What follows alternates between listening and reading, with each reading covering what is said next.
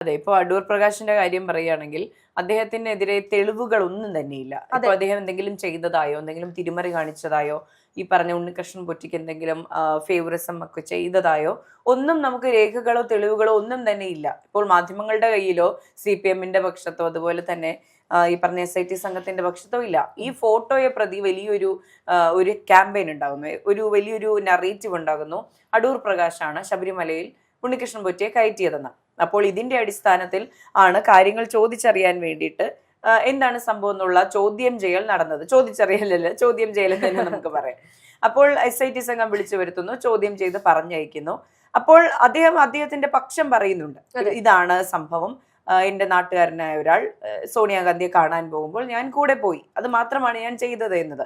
ഇപ്പൊ ഹർഷ പറഞ്ഞതുപോലെ ഈ ഉണ്ണികൃഷ്ണൻ പോറ്റിക്ക് ചെയ്യേണ്ടിയിരുന്നത് വലിയൊരു തട്ടിപ്പാണ്. അതിനുവേണ്ടി അദ്ദേഹം ഉണ്ടാക്കിയ വലിയൊരു ക്രെഡിബിലിറ്റി വെബിന്റെ ഒരു ഭാഗം മാത്രമായിരുന്നു ഈ പറഞ്ഞതെല്ലാം.